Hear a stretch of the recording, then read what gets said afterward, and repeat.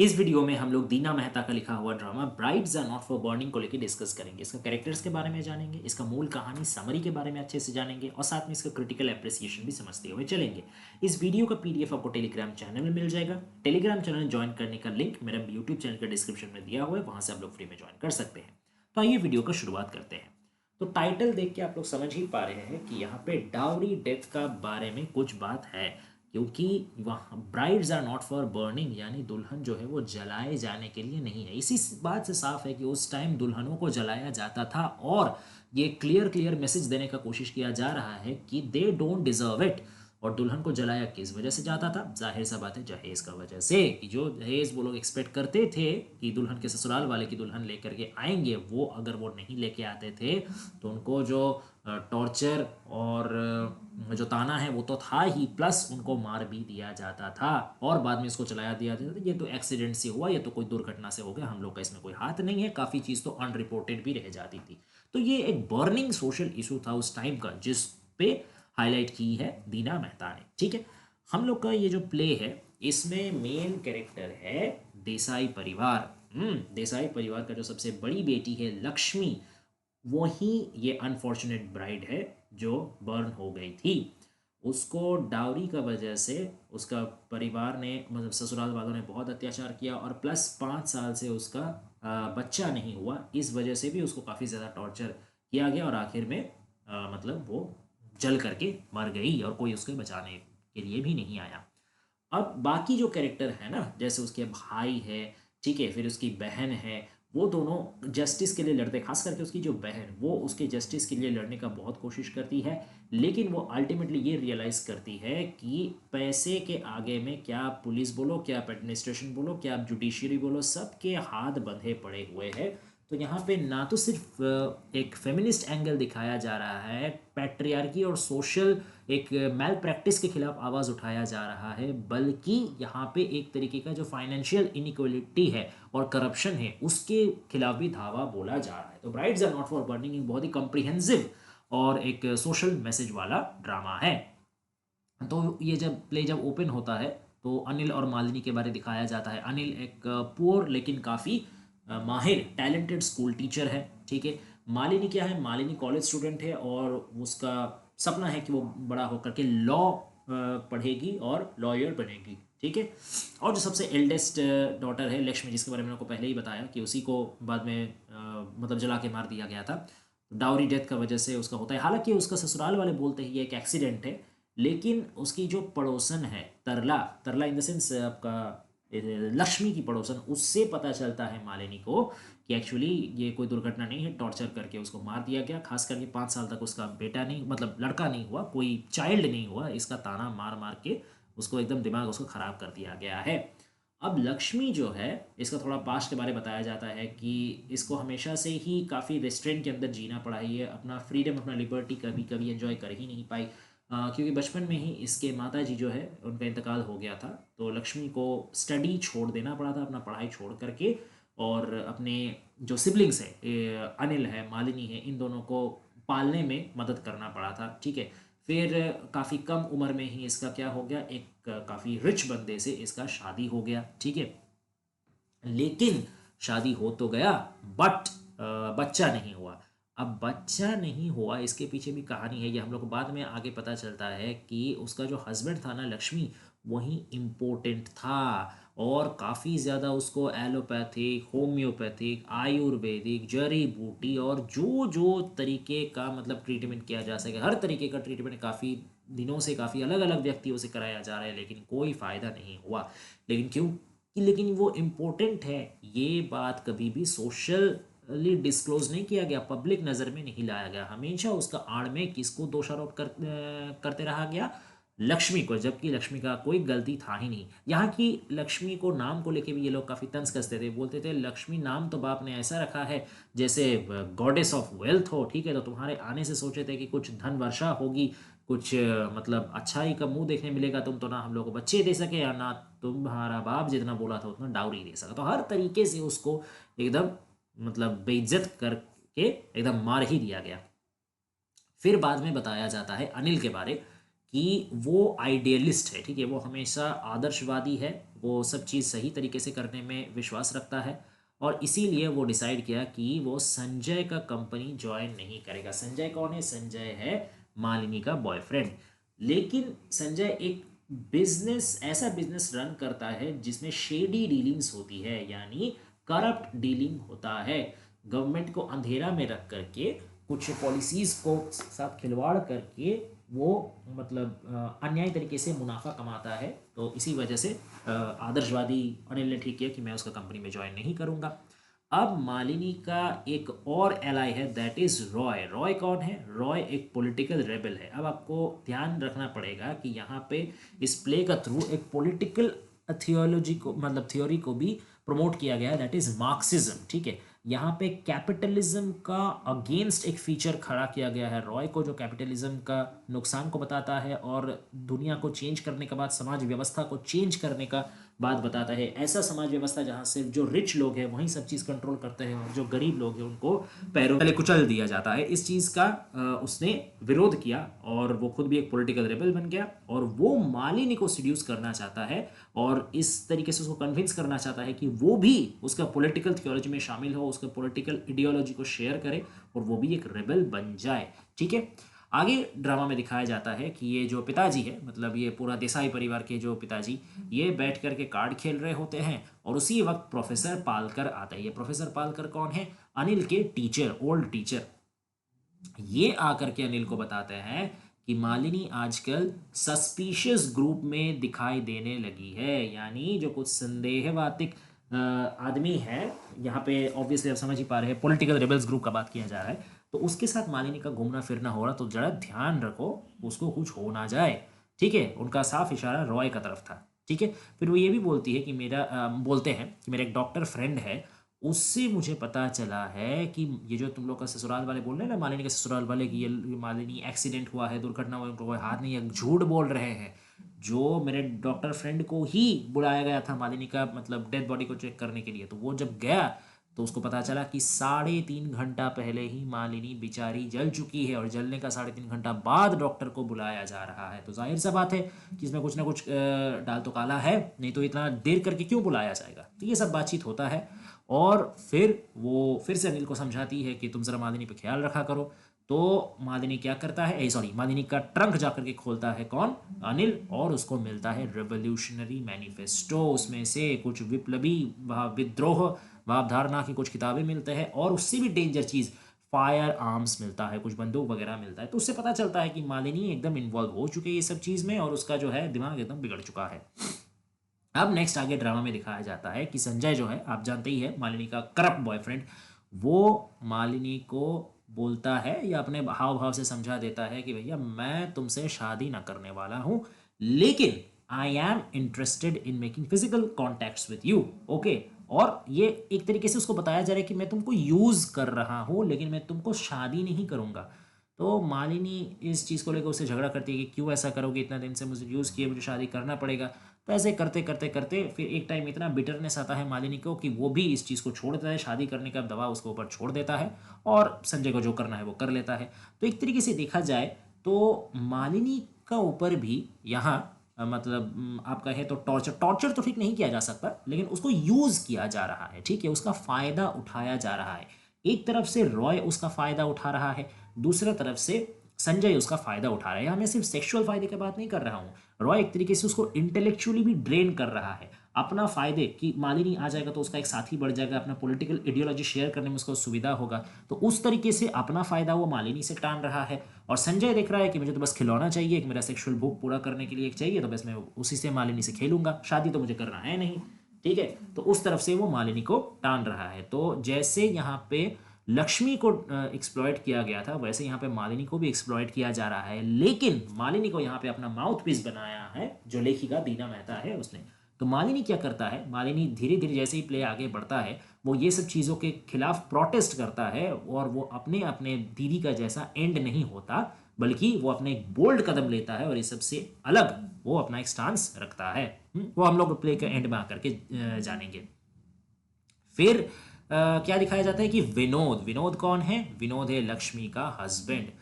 वो तरला का जो एक ड्रंक हस्बैंड है उसको दोबारा अपॉइंट कर देता है संजय का कंपनी में। अब आपको यहाँ पे समझ में आएगा कि संजय और विनोद दोनों जुड़े हुए हैं। संजय का मैंने पहले ही आपको बताया कि करप्ट बिजनेस चलता है और विनोद भी उसमें कहीं ना कहीं भागीदारी हिस्सेदारी लिया हुआ है। तो विनोद भी ऑब्वियसली बात है रिच है, ठीक है, और करप्ट है, और रिच और करप्ट दोनों है मतलब उसका पॉलिटिकल कनेक्शंस भी अच्छा ही होगा, है ना। तो वो क्या किया, संजय के कंपनी में उसने अपना मतलब पहचान बता करके या अपना रिकमेंडेशन दे करके तरला का हस्बैंड को रीअपॉइंट करवा दिया। तरला का हस्बैंड एक्चुअली भी ड्रंक था, अल्कोहलिक था, तो संजय ने अपना कंपनी से उसको निकाल दिया था।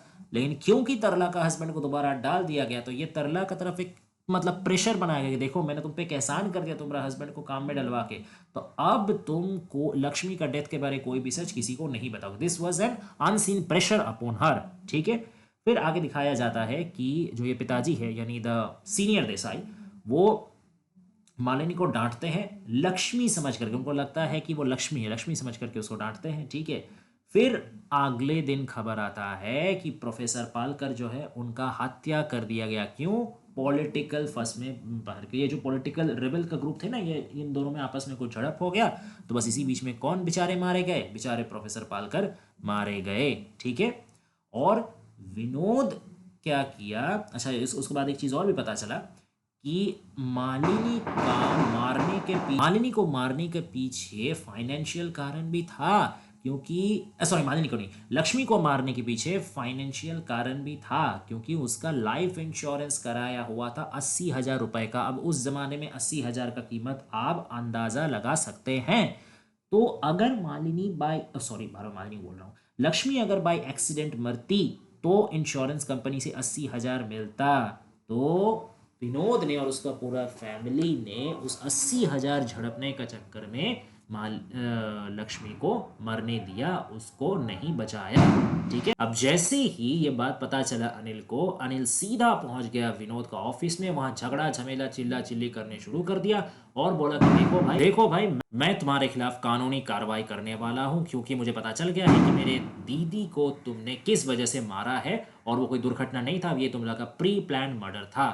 तो विनोद थोड़ा सा घबरा जाता है। विनोद उसको ब्राइब करने का कोशिश करता है, निकलो देखो अनिल मैं तुमको पैसा वैसे सारा चीज़ दूंगा, दूसरा भी सुविधा दूंगा, ये सब जो तुम बात कर रहे हो ना इससे तुम हट जाओ। लेकिन सीधा सीधी अनिल उसको डिफाई करता है और उसका ब्राइब को ठुकरा करके चलाता है, ठीक है।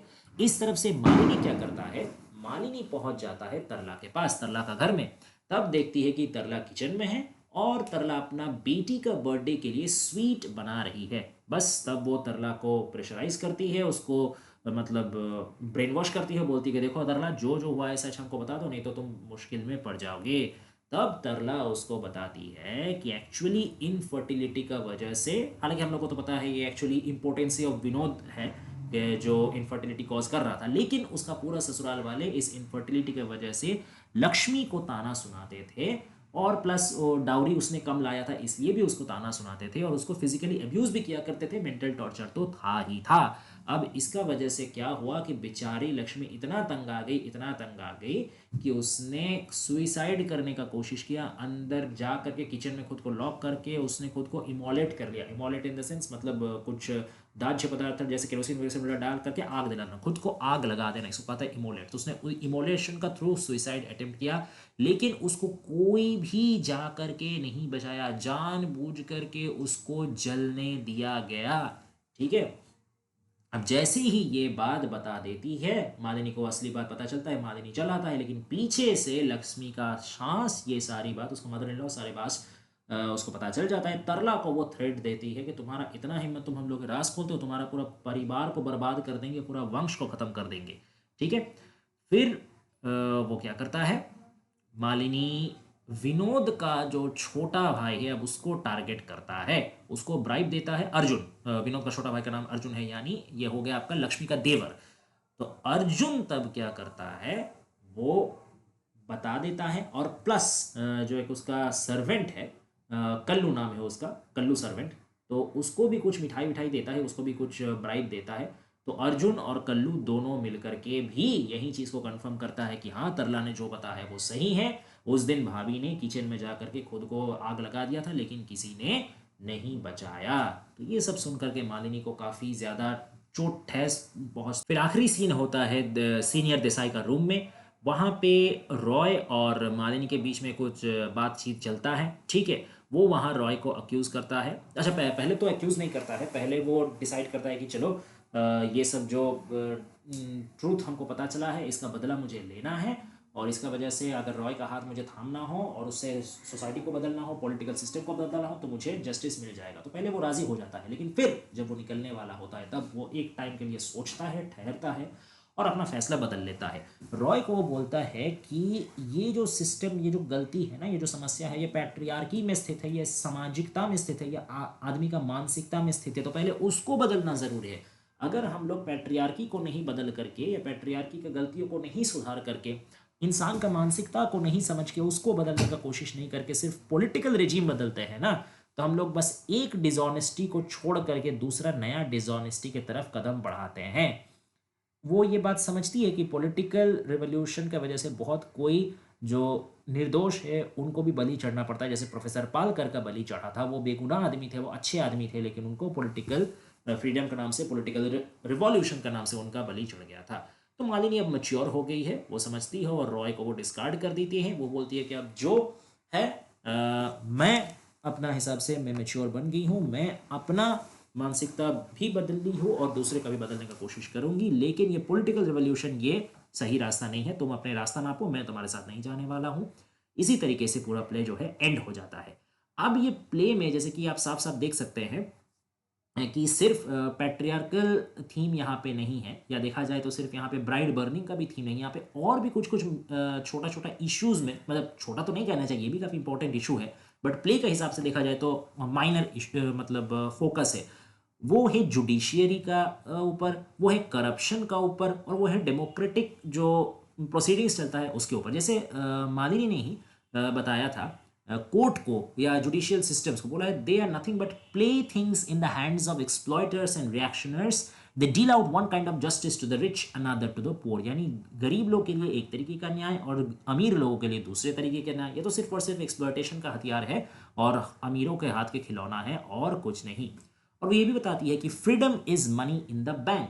अगर तुम्हारे बैंक में पैसा हो तो तुम्हारे पास फ्रीडम है। वो अनिल को एक बार बताती है कि अनिल तुमको क्या लगता है, अगर लक्ष्मी के पास मोटा बैंक बैलेंस होता और बढ़िया से डाउरी लेकर के वो जाती तो आज वो जलती, कभी नहीं जलती, उसको इज्जत किया जाता। तो फ्रीडम तो पैसे से आता है भाई, और तो कुछ है नहीं। अब ये भी वो बताती है कि डेमोक्रेसी का प्रॉब्लम यही है कि ये सही रास्ता में जाता तो है लेकिन बहुत धीरे धीरे। तो the problem is in its pace, ये क्विक नहीं है, ठीक है, ये हेस्टी नहीं है। फिर वो और भी बताता है कि एक टाइम जब वो जस्टिस के लिए लड़ने का रहता है तो एक टाइम अनिल भी उसको डिस्करेज कर देता है कि क्या करोगे मालिनी, किस किस के साथ लड़ोगे, सारा सिस्टम करप्ट है, सब चीज़ को लोग ब्राइब दे करके चुप करा दे रहे हैं, हम लोग कितना चलेंगे, छोड़ो ना। वो लक्ष्मी के लिए तुम लड़ रहे हो, लक्ष्मी अभी चल गई है, she is now beyond pain and beyond redress, अभी उसका कुछ किया नहीं जा सकता, उसका वो सारा दर्द से, सारा प्रतिकार से दूर चली गई है। तब मालिनी बोलता है बट नॉट बियॉन्ड रिट्रीब्यूशन। ठीक है, उसका वो सारा दर्द से दूर चली गई है, मान रहा हूँ, लेकिन उसके साथ जो अन्याय हुआ है उसका प्रतिकार तो किया जा सकता है ना। वो अपने ऊपर हुआ अन्याय का विचार का तो रखती है ना, दैट शी डिजर्व्स, और वो मैं उसको दिला करके रहूंगी। अच्छा, फिर यहाँ पे उसके जो पिताजी के कैरेक्टर है उसके थ्रू भी ये पैट्रियार्कल ऑपरेशन दिखाया जाता है। जैसे उसके पिताजी जब घोर में कुछ बोलते हैं, बड़बड़ाते हैं, तब वो ये एक्सेप्ट करते हैं घोर में कि उनका फर्स्ट वाइफ को उन्होंने बस इसीलिए अबंडन कर दिया था क्योंकि वो कोई चाइल्ड का जन्म नहीं दे पाई थी। तो इस तरीके से एक तरीके का विनोद का ही सेल्फ रिफ्लेक्शन देता है उनमें। विनोद भी जैसे बच्चा नहीं होने का वजह से मालिनी को, और भी डाउरी की वजह से मालिनी को जला, सॉरी मालिनी बोल रहे हो, लक्ष्मी को जला के मार दिया। तो वैसे ओल्ड डैड भी तो वही किया ना, वो भी तो अपना पहला पत्नी को इसीलिए बस छोड़ दिया क्योंकि चाइल्ड वो नहीं दे सकी। अब क्या गारंटी है कि ओल्ड डैड का खुद का भी उस समय कोई प्रॉब्लम नहीं रहा है ना। फिर जो सेकेंड वाइफ जिसका से उनको संतान मिला, मालिनी मिली, अनिल मिला और फिर लक्ष्मी मिली, वो उनको भी वो मैरिटल रेप किया करते थे, ठीक है। और फिर लक्ष्मी और मालिनी के साथ भी तो पैट्रियार्कल ऑपरेशन हुआ है। जैसे मैंने आपको बताया कि रॉय और संजय दोनों दोनों अलग तरीके से मालिनी को यूज़ करते, तो लक्ष्मी के साथ तो हुआ ही हुआ। और यहाँ पे एक मार्क्सिज्म वर्सेस कैपिटलिज्म भी दिखता है। मार्क्सिज्म का जो प्रतिनिधि है वो है यहाँ पे रॉय, ठीक है। और कैपिटलिज्म का प्रतिनिधि है यहाँ पे संजय और विनोद, ठीक है। और प्लस यहाँ पे वायलेंस और नॉन वायलेंस का एक कंसेप्ट दिया गया है। एनवायरमेंटल इश्यूज का भी यहाँ पे बात किया गया है। और एजुकेशन और चाइल्ड लेबर का भी बात किया गया है कि कैसे एजुकेशन सब तक एक्सेसिबल नहीं है, कैसे कैपिटलिस्ट क्या करते हैं, एनवायरमेंटल इश्यूज को ध्यान ही नहीं देते अपना चीज़ पूरा करने के लिए। और वायलेंस और नॉन वायलेंस किस हद तक सही है, किस हद तक गलत है। और प्लस चाइल्ड लेबर को भी यहाँ पे एक मैल प्रैक्टिस रूप से दर्शाया गया है। तो ये पूरा प्ले आप कह सकते हैं कि सोशल एविल का खिलाफ एक प्रोटेस्ट है। ये पूरा प्ले बहुत ही बढ़िया प्ले, जिसमें सिर्फ और सिर्फ फेमिनिस्ट एंगल नहीं बल्कि हर चीज़ का ही एंगल है। ओके, तो ये था प्ले का समरी। आशा करते हैं आपको समझ में आया होगा। अगर एक्सप्लेनेशन पसंद आया हो तो प्लीज़ वीडियो को लाइक कर दीजिए, चैनल को सब्सक्राइब कर दीजिए और नोटिफिकेशन बेल टर्न ऑन कर दीजिए, ताकि नेक्स्ट जो भी वीडियो अपलोड हो सबसे पहले आप तक खबर पहुंचे। और ऐसे ही और भी नोवेल, पोइट्री, ड्रामा या कोई भी और भी चीज़ पे आपको हेल्प का दरकार हो तो प्लीज़ कॉमेंट डाउन कीजिए, उस पर हम लोग जल्दी से जल्दी वीडियो बना करके डालेंगे। Thanks for watching guys, please stay tuned.